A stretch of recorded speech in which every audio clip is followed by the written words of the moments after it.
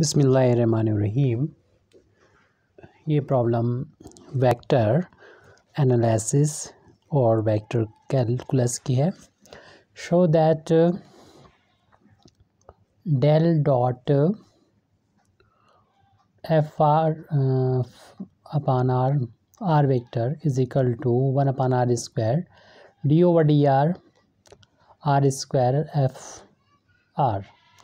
यहाँ पर del dot जो है इसका मतलब होता है डाइवर्जेंस हमको लेना है इस फंक्शन का।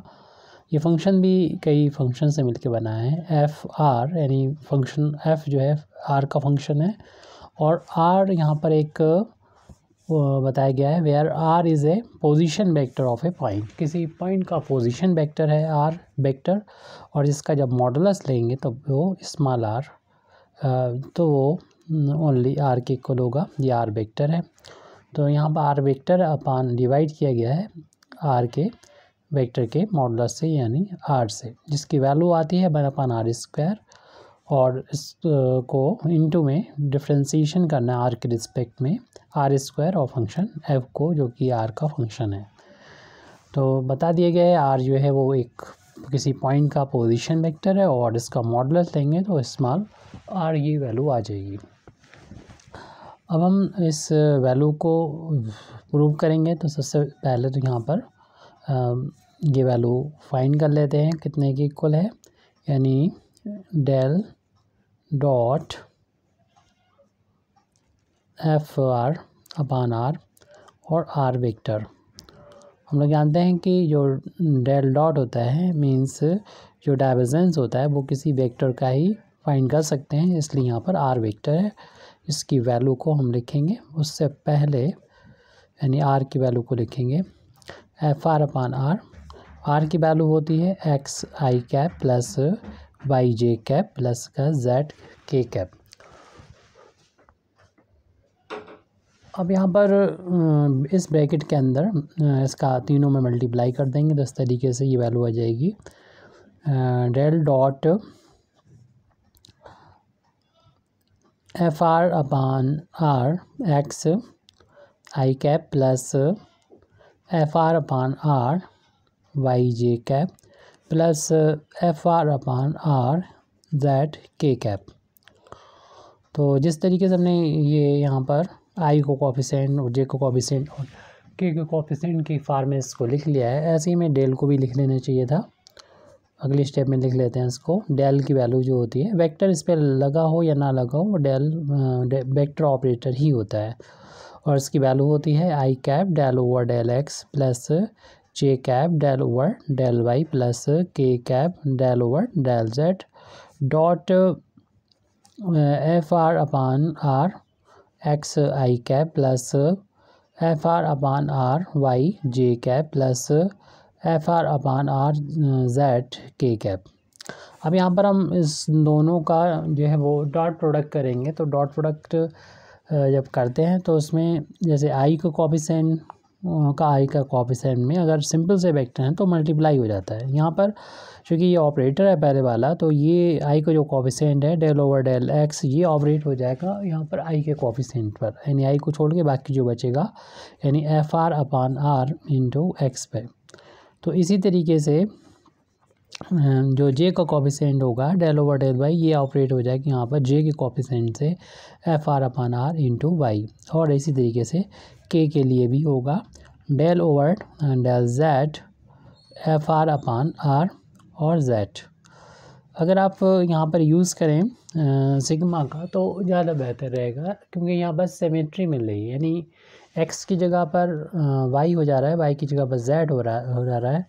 तो ऐसे में यहाँ पर देखने एक्स की जगह एक्स यहाँ पर अगर वाई कर दें तो ये मिल जाएगा, और वाई के यहाँ पर जेड कर देंगे ये मिल जाएगा। ऐसे में हम कैलकुलेशन को कम करने के लिए यानी हम जो काम यहाँ पर करेंगे वो इनके लिए ना करना पड़े, दोबारा से मेहनत एक ही बार में हो जाएगा इसमें, तो इसके लिए सिग्मा का यूज़ कर लेंगे। तो इससे हमें कम लिखना पड़ेगा और ज़्यादा समझ में आएगा। तो एक का ही कर देंगे, बाद में सिग्मा को ओपन कर देंगे तो फिर वो तीनों के लिए हो जाएगा। तो पहले हम इस पर सिग्मा को ऑपरेट कर देंगे, किसी भी पर भी सिग्मा ऑपरेट कर देंगे कि तीनों में से। तो पहले वाले पर हम सिग्मा जब ऑपरेट करेंगे तो इसका मतलब ये होगा कि ये वैल्यू जो टोटल वैल्यू है वो इसके बराबर है। बाद में सिग्मा को ओपन होंगे तो करेंगे तो यही वैल्यू बराबर चली रही है, तो प्रूव हो जाएगा राइट हैंड साइड में क्या आएगा। तो सिर्फ हम एक के लिए कर लेंगे क्योंकि एक ही जैसा है, तो इसलिए अपना टाइम बर्बाद करने की कोई ज़रूरत नहीं, सिग्मा का हम लोग यूज़ कर सकते हैं। सिग्मा को यहाँ पर लगा रहने दें और इसको में आपकी मर्ज़ी है, किसी को भी फर्स्ट और सेकंड फंक्शन मान के इसको डिफ्रेंशिएट कर दें, क्योंकि यहाँ पर 3 फंक्शन हैं। तो हम सोचते हैं कि यहाँ पर FR/R है, इसको एक फंक्शन मान लें और x को दूसरा फंक्शन मान लें। ऐसा भी किया जा सकता है कि इसको न्यूमरेटर और डिनोमिनेटर के तौर पर भी किया जा सकता है। तो हमने जैसा अभी बोला कि हम डॉट से पहले हमारा FR/R और x है, इसको फर्स्ट फंक्शन, इसको डॉट के बाद में हम इसको सेकंड फंक्शन मान लेंगे। और यहाँ पर डॉट जो है वो सिर्फ सिंपल मल्टीप्लिकेशन है, कोई वेक्टर मल्टीप्लिकेशन को डिनोट नहीं कर रहा। आप ना भी अप्लाई करें, बस अपने समझने के लिए हमने इसको अप्लाई किया था।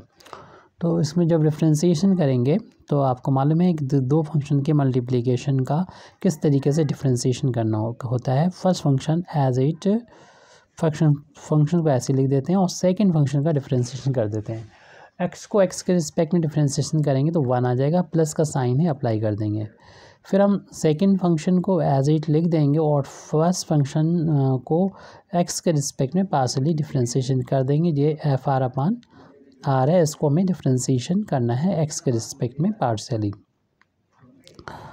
Is equal to sigma.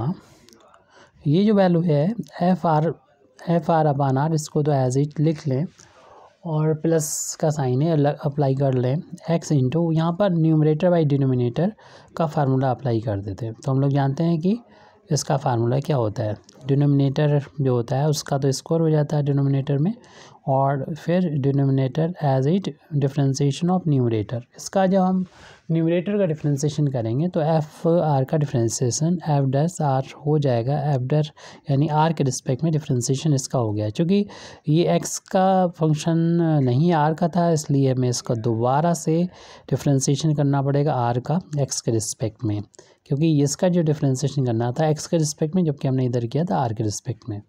First function यानी डिनोमिनेटर ऐसे ही न्यूमरेटर का डिफ्रेंशिएशन माइनस न्यूमरेटर को हम अपनी जगह पर रख देंगे, यानी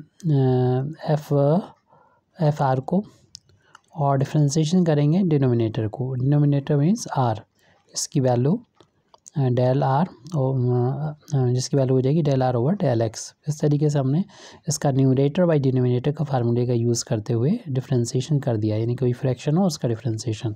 इसका फार्मूला हम यहाँ पर लिख दे रहे हैं, हो सकता ना मालूम हो किसी को। तो दो फंक्शन का मल्टीप्लिकेशन का पहले लिख दे रहे हैं, जिसका हमने पहले यूज़ किया कि first function as a differentiation of second और plus second function as it differentiation of first. इस फार्मूले का हमने यूज़ किया शुरुआत में, शुरू का मतलब हमने यहाँ पर यूज़ किया था फर्स्ट सेकंड का, इसको हमने फर्स्ट फंक्शन माना था, इसको सेकंड माना था एक्स को, और फिर जितना आ गया था यहाँ पर हमने न्यूमरेटर बाई डिनोमिनेटर लगाया है। तो इसका डिफ्रेंशिएशन होता है न्यूमरेटर बाई डिनोमिनेटर का डिफ्रेंशिएशन करेंगे तो जो भी डिनोमिनेटर होता है उसका स्क्वायर और डिनोमिनेटर एज इट, और differentiation of numerator minus numerator into differentiation of denominator, ये हमने किया है। तो इन दोनों फार्मूलों को अप्लाई करने के बाद हम जो वैल्यू हमारी चल रही थी वो डेल डॉट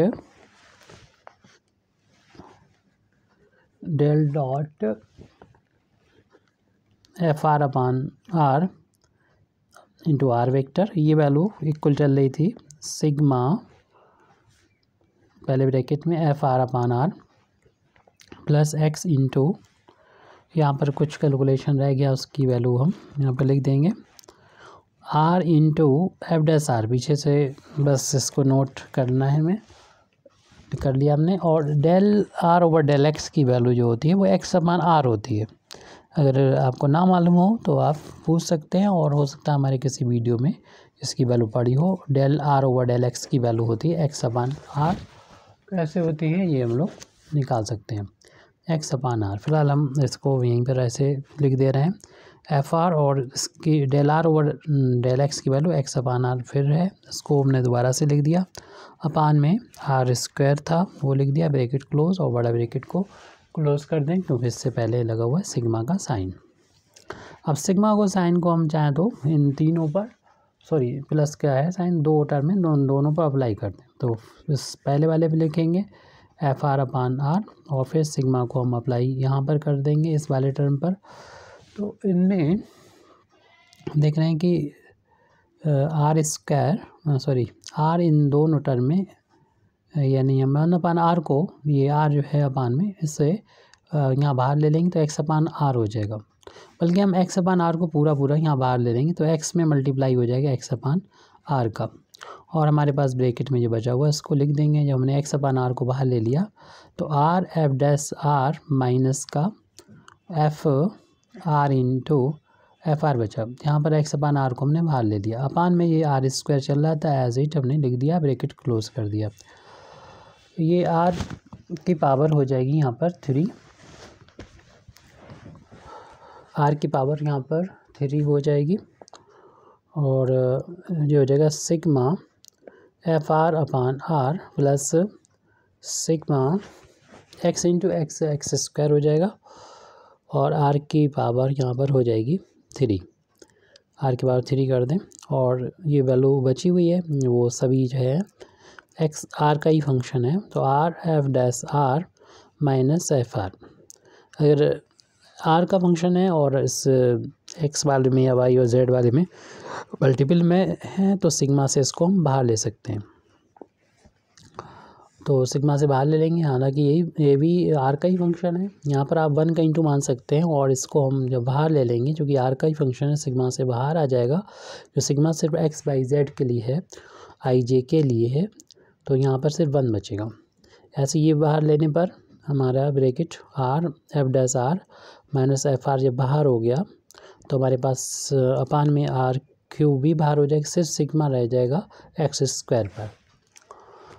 और एफ आर अपान अगले स्टेप में एफ आर अपान आर और सिग्मा 1 पे लगेंगे तो ये एक्स के लिए इसकी वैल्यू 1 हो जाएगी, प्लस वाई के लिए 1 हो जाएगी, जेड के लिए 1 हो जाएगी। सिग्मा को हमने ओपन कर दिया यहाँ पर, प्लस इसी तरीके से इसको लिखेंगे। ये तो यही वाली वैल्यू नोट कर लें, यानी R F dash R minus F R whole upon R cube. ये वैल्यू हम जब लिखेंगे एक्स के लिए तो एक्स स्क्वायर हो जाएगा, जब वाई के लिए लिखेंगे तो वाई स्क्वायर हो जाएगा, और जेड के लिखेंगे जेड स्क्वायर हो जाएगी। यानी एक्स के यहाँ वाई के यहाँ पर जेड कर दिया। ये 1 2 और ये 3 हो जाएंगे। 3 को शुरू में लिख दें इंटू में, एफ आर अपान आर हो गई ये, प्लस स्क्वायर जेड लिखते हैं R F dash R minus F R over R cube. जैसे कि हमने यूज़ भी किया है आर वेक्टर को की जगह पर एक्स आई प्लस वाई जे प्लस जेड के, ये किसी भी पॉइंट, क्योंकि यहाँ पर बताया था आर जो है वो पॉइंट का पोजीशन वेक्टर है, और पॉइंट को 3D में जो होता है वो एक्स बाई जेड से डिनोट करते हैं, और ये इसको ओरिजिन अगर है तो पोजीशन वेक्टर को आर से डिनोट करते हैं। और इसको भी अगर हम वेक्टर फॉर्म में लिखना चाहें तो आर की जो वैल्यू होगी वो एक्स आई प्लस का वाई जे प्लस जेड के होती है, ये हमने शुरुआत में लिख दिया था। अब इसका अगर हम मॉडुलस लेते हैं, आर का मॉडुलस लेंगे तो यहाँ पर इसको दिखा दे रहे हैं कि आर का वेक्टर का जब मॉडुलस लेंगे तो यहाँ पर राइट हैंड साइड में भी मॉडुलस होगा एक्स आई प्लस का वाई जे प्लस का जेड के का।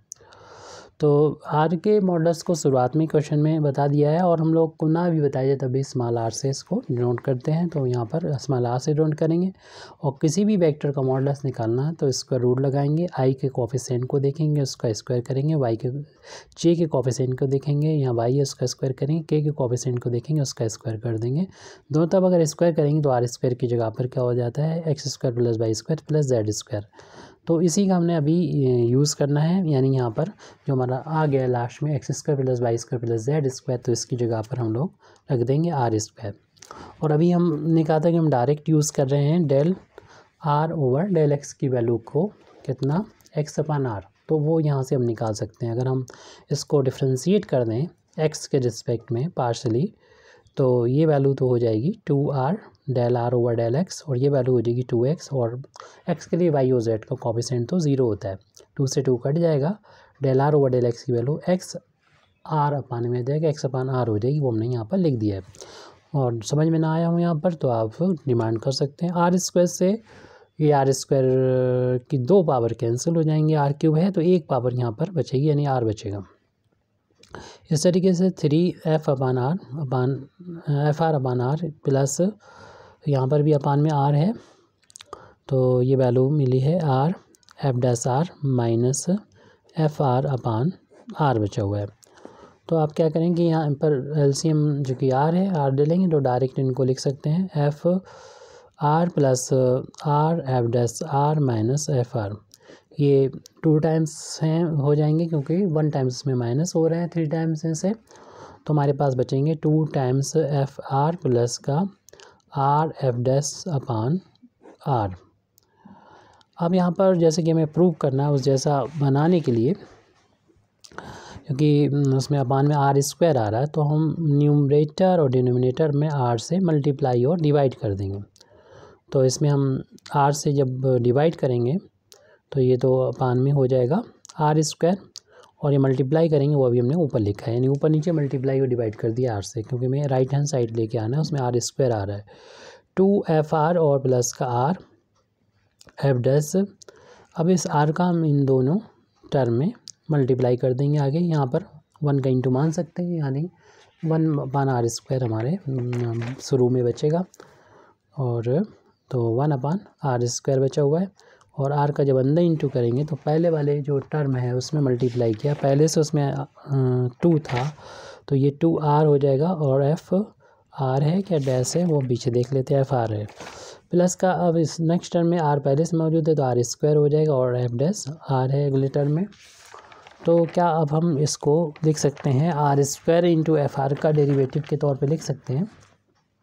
तो देख लेते हैं इसको, क्योंकि इसे हम लिख सकते हैं इस तरीके से कि एफ आर को ऐसे लिख दें और डिफ्रेंसीशन कर दें आर के रिस्पेक्ट में इस आर स्क्वायर का, क्योंकि आर स्क्वायर का डिफ्रेंसीशन 2r होता है, यानी 2r को हम इस तरीके से लिख सकते हैं। प्लस अब आर स्क्वायर को ऐसे लिखा रहने दें, और इसको क्या हम लिख सकते हैं derivative of F are, yes ऐसा लिख सकते हैं, क्योंकि एफ आर का आर के रिस्पेक्ट में डिफ्रेंसीशन एफ डैश आर होता है, इसको हमने ऐसे लिख दिया।